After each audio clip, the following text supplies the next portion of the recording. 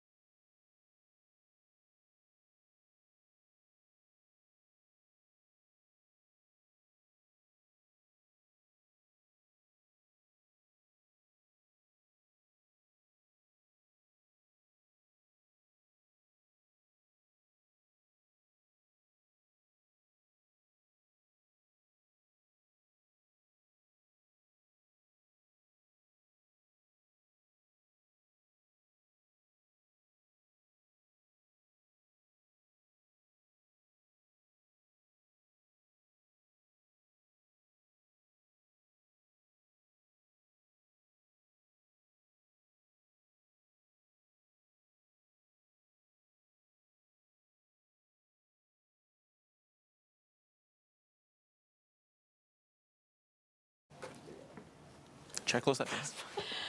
Coming up on Texas News Primetime. Stuff is happening. And more stuff is happening. And very interesting stuff is also happening. All this and more coming up on Texas News Primetime.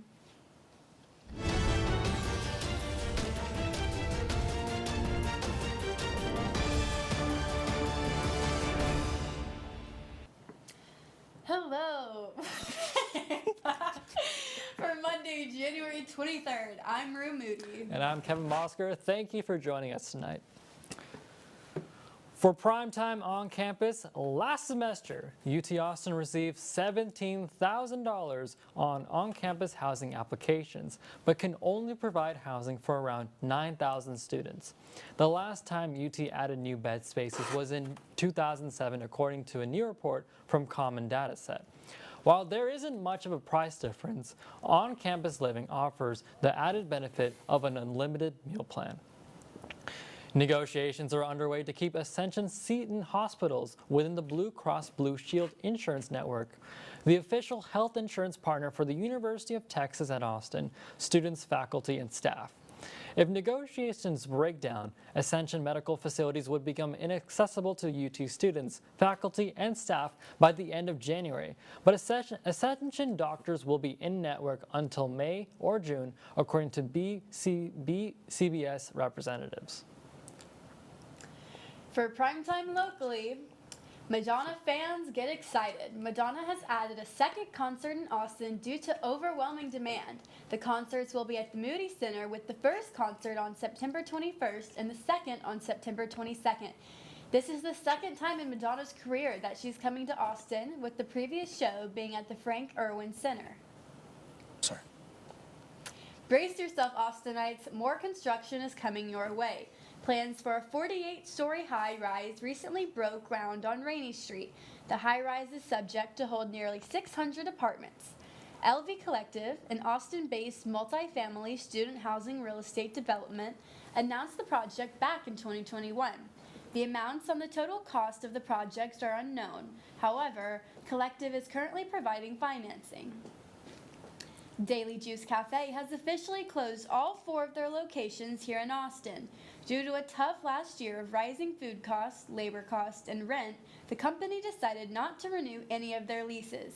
In a statement sent to customers, the owners, Carrie and Joni Friedman, said, quote, "As much as we love being a part of this and being a part of the health journey, personally, and with so many of our clients and employees, there are too many other things that we are going to need to pursue." End quote. For Texas News, a small plane crashed into northbound lanes of SH-99 in the northwest Houston area yesterday morning.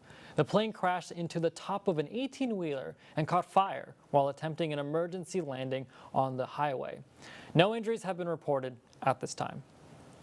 A bill proposed in the Texas Senate by State Senator Louis Kohlhorst would prohibit Chinese, Russian, North Korean, and Iranian citizens from purchasing real estate in Texas.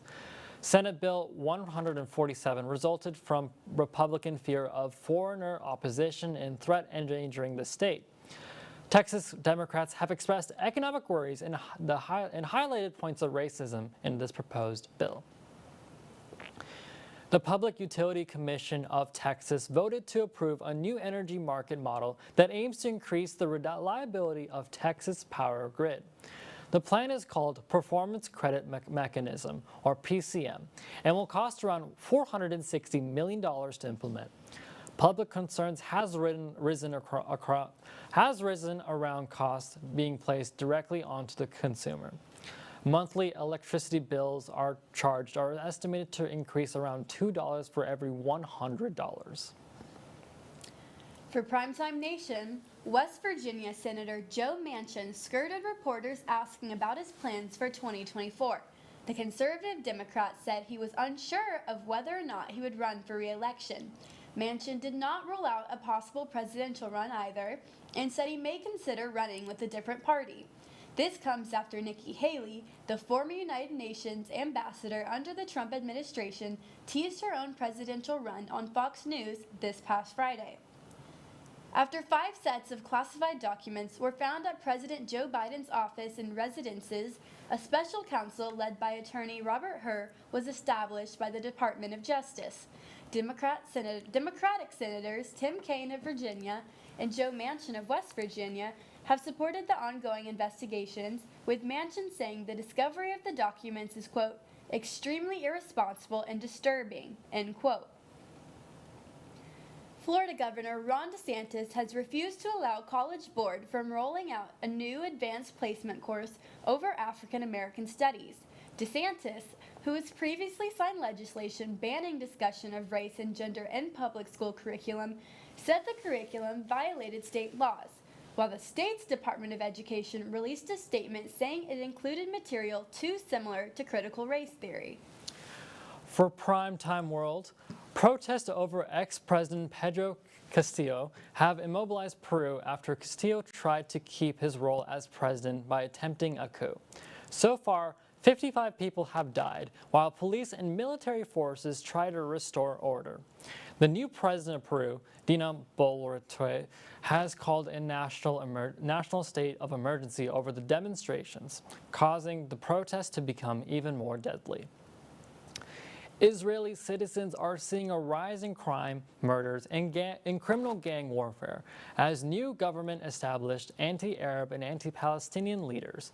With Israeli and Palestinian relations already tense, the country is split over what democracy should look like. Isabel Kushner, a correspondent in the New York Times Jerusalem Bureau, says, quote, things here feel more polarized than ever, and there's still a lot at stake, end quote. The U.S. will keep several thousands of troops in southeast Romania for at least 9 more months. This station in Romania is closer to the war in Ukraine than any other U.S. Army unit. Ukraine Minister for Internal Affairs, along with more than dozens of others, have died in a helicopter in Kiev. The helicopter did not appear to be struck down. CIA Director William Burns traveled to Kiev to meet with President Zelensky. Germany is reluctant to send tanks to Ukraine, partly because of its post-Nazi aversion to war. Authorities have not determined the cause of the crash, but there was no initial information that the aircraft had been shot down. And then we'll be back with more business and STEM stuff right after the break.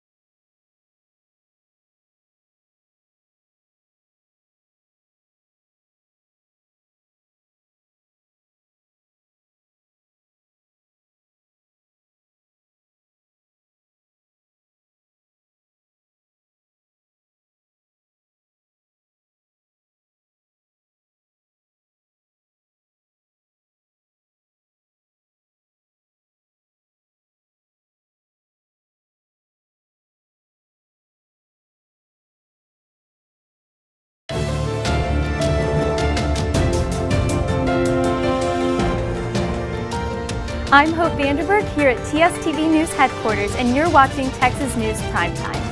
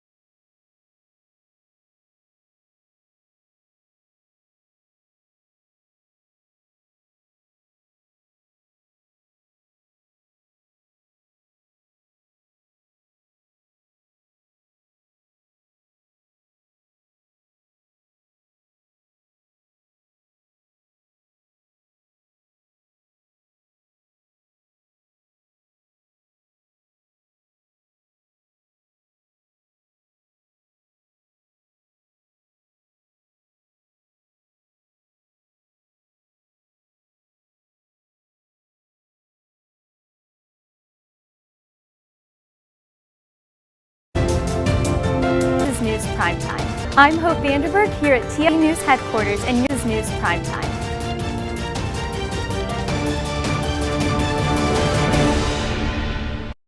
This is freshman Nick. We love him so much, even though he messes up the computer. And now, tell us about business. Well, first, I'd just like to say those are baseless accusations, Rue. But back on to business, Amazon has announced the launch of Prime Air, which aims to deliver packages to consumers in just 30 minutes via drone. The investment comes with the hopes to eliminate having to rely on gas vehicles, which clog roads and create more pollutants than said drones. However, as Prime Air comes into play, Amazon is planning to cut nearly 18,000 jobs from their workforce, the largest in company history. This is largely due in part as the U.S. is facing large inflation rates and Amazon reportedly over-hiring during the COVID pandemic. Well, Tesla's back in the news again with the plans to spend $800 billion to add another 1.7 square feet to its headquarters in Travis County. It's unknown why Daddy Elon Musk is expanding within Austin as Tesla lost market value if they shut down in China last year. However, do not worry, our Lord and Savior Elon Musk will solve this unfortunate issue. With 2022 being one of the most important years for climate action in the United States. My hair is perfect.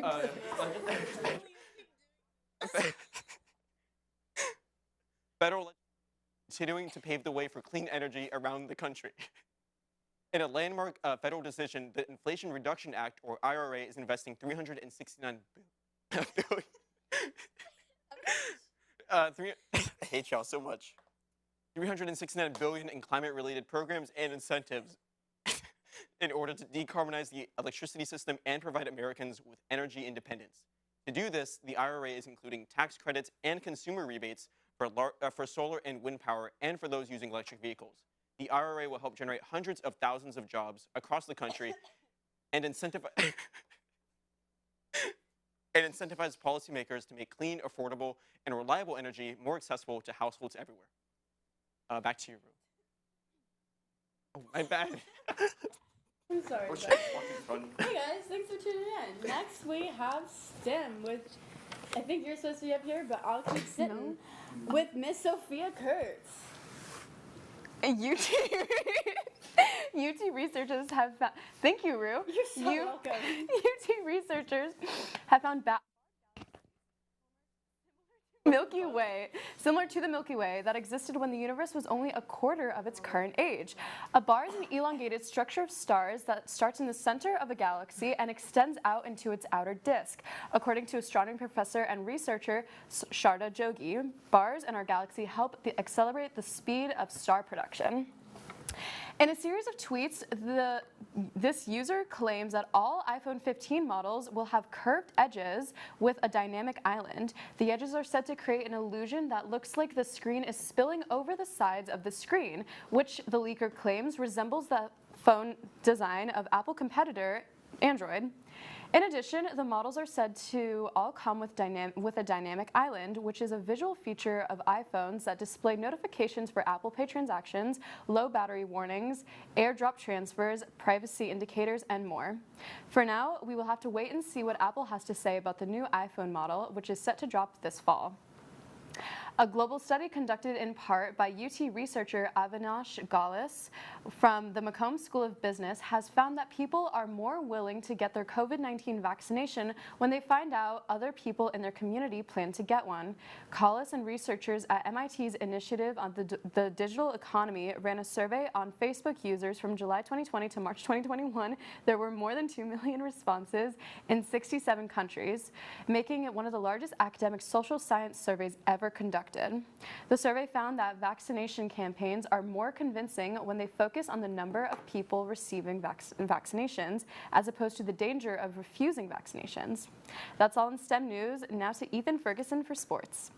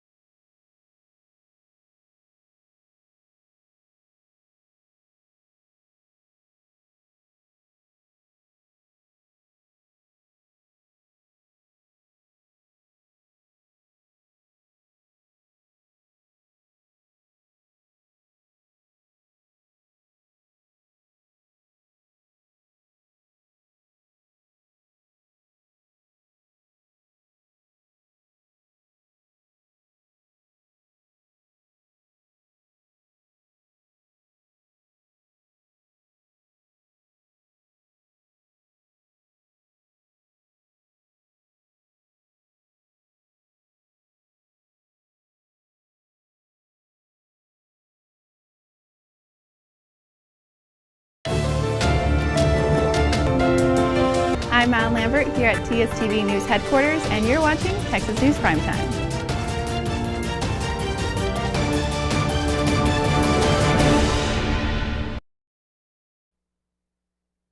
Welcome back for Press Box on Primetime. Joining us here is Ethan Ferguson. How are you doing, Mr. Ferguson? I'm doing great, Kevin. Thank you so much for having me here tonight. All right, Ethan, let's just go straight into it. What's going on with Texas women's basketball? Well, Texas women's basketball defeated the Lady Bears 68-55 on a road trip to Waco Sunday night. 5 of those Longhorns scored in double digits, including Deanna Gaston, who recorded a double-double with 11 rebounds. They're set to take on number 14 Oklahoma at home on Wednesday, January 25th. And then in football, the Kansas City Chiefs reached the AFC Championship game for the 5th year in a row under head coach Andy Reid. And Travis Kelce recorded 2 touchdowns caught by 2 different quarterbacks. This touchdown from Patrick Mahomes led to a 27-20 win against the Jaguars, and the Chiefs won in a dominating factor. They look to compete well in their conference championship. And then there was a beautiful pass from Jalen Hurts to Dallas Goedert, who grabbed it with one hand and dove into the end zone. That gave the Eagles just the momentum that they needed, coasting to a 38-7 win against the New York Giants. It's their first NFC Championship game since winning the Super Bowl back in 2018. Jalen Hurts threw for 2 touchdowns in that game. Joe Burrow is officially back in the AFC Championship game following a couple touchdown passes, one of which went to Hayden Hurst. Cincinnati Bengals will face the Chiefs in the championship game for the 2nd year in a row after their 27-10 win against the Buffalo Bills. And the Dallas Cowboys season comes to an unfortunate end after an extremely controversial final play called by Mike McCarthy. And with the tackle that ended the game, the San Francisco 49ers officially advanced to the championship game, winning 19. Zeke get rammed after. I was like, okay, well. I think they should have lined Zeke up at center the entire game. Oh, yeah, for sure. That would have worked really well. Yeah, very, very well. Anyways, let's go back to women's basketball. What does the future hold for them? Well, for Texas women's basketball, they have a lot of tough games coming into the final stretch of this season. So just remaining healthy, getting good shots, and playing tough defense, I think that's some of the most important things for Texas women's basketball moving forward. And, just going into these tough games with a good mindset, hopefully getting the win. All right, and we're going to go to the NFL now. Those 49ers, they look really good. So, I just think they might make the Super Bowl. But what do you think the rest of the NFL playoffs are going to pan out to be like? Well, looking into the conference championships games, we have the Eagles and the 49ers versus the Bengals and the Chiefs. So if I had to make my prediction, I know you said the 49ers look a little scary. I'm going to go ahead and go with the Eagles on this one. Really? Yeah, just because, Brock Purdy, Mr. Irrelevant is what people like to call him. He's a rookie. He's never been on this sort of field yet. But, the chance of him performing well is there. I just think the Eagles are going to come out on top. So I expect the Eagles to make the playoffs. And then for the AFC, we have the Chiefs and the Bengals. Patrick Mahomes received a slight injury to his ankle last game. Unfortunate, yeah. That was why Travis Kelce caught 2 touchdowns from 2 different quarterbacks. Right, yeah. But, I think that's going to end up ultimately hurting them. So I have the Bengals and the Eagles in this year's Super Bowl, and I think that the Eagles are going to win it out this year. That's an interesting prediction right there. Honestly, with the 49ers, I'm a Seahawks fan. Didn't pan out so well for us, but it is what it is. I'm a Bears fan, so number 1 pick, though, right? Exactly. Anyways, thank you, Ethan, for joining us. After the break, we'll have Angie Santos talking about entertainment. So stay tuned.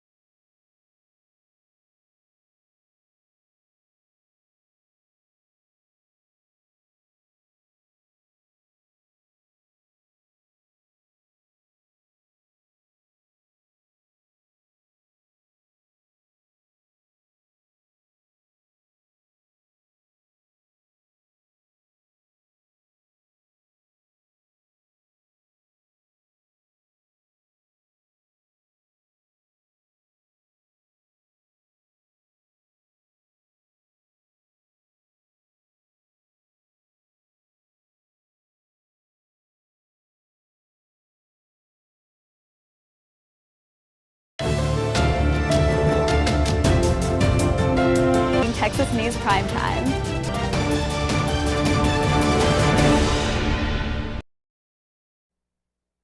Welcome back to Texas News Primetime. I'm here with Angela Santos for Entertainment News.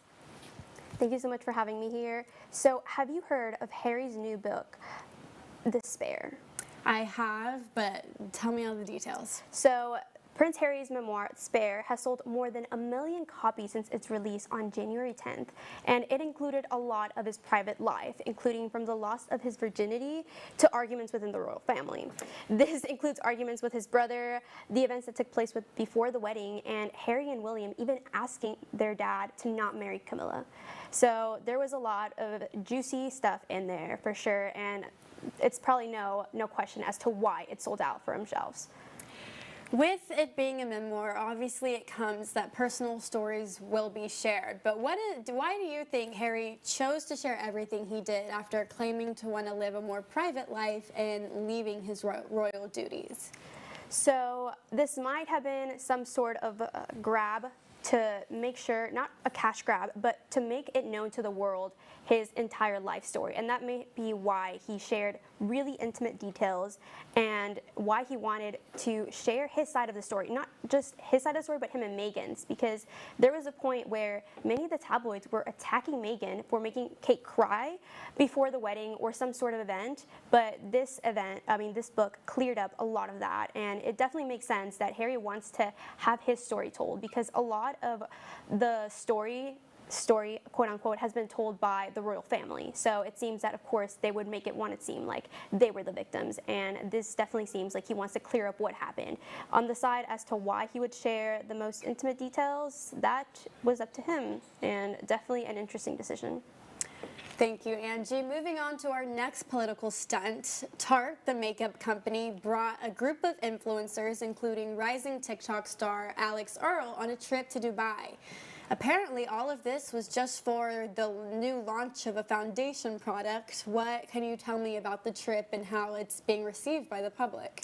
Yes, so this Tarte trip to Dubai has received several reasons for its backlash. And one of the reasons is that we're in a recession, and this doesn't seem like the most relatable content, flying out a bunch of influencers and giving them this luxurious experience. And also considering that a lot of the influencers that were there were not women of color, and it just does not feel like an inclusive type of campaign that I feel like they should have put out if they were trying to rebrand, quote unquote, especially considering that their demographic that they're trying to aim is at young teenage girls, and this just does not seem like these girls want to see their just influencers go out in this luxurious trip to Dubai over just a foundation. It doesn't seem like a wise choice on the Tarte side, and you know, it might be a way for them to receive maybe good sales, because as well as the CEO as well came out with a statement saying that they did not pay the influencers. In fact, most of the gifts that they received were not something that they bought. It was from small businesses that they had partnered with Tarte. So it seems that this was some sort of way for them to just have this outrageous, lavish experience to get that word out. Interesting. I read that each influencer, they spent almost $50K on plane tickets for a first-class flight on United Emirates. Next up, we have Alec Baldwin being charged with involuntary manslaughter. Can you tell us the details about this case? Yes, so this is on a way more serious note, but the shooting that took place on October 21, where Baldwin fatally injured Helena Hutchins when he was given a loaded gun on the set of Rust, as well as Baldwin, Hannah Gutierrez-Reed was in charge of the weapons on set, was also charged with involuntary manslaughter. Aside from the several lawsuits that accuse the production of not following proper safety protocol, the night before the incident, most of the camera crew had actually quit due to several concerns, including overnight lodging. And finally, Dave Halls, who handed Baldwin the loaded gun, accepted a plea deal. And now all of Hollywood is watching as this all unfolds, and this justice, hopefully, that will hopefully bring justice to the death of this woman. Thanks, Angie, for coming on. And as always, you can follow Texas News Primetime and TSTV News on social media just by searching. Also, take us with you on the go by subscribing to our podcast available on Spotify, Apple Podcasts, and Google Podcasts. From all of us at TSTV News, thank you for starting your week with us this evening. Now go out and change your world.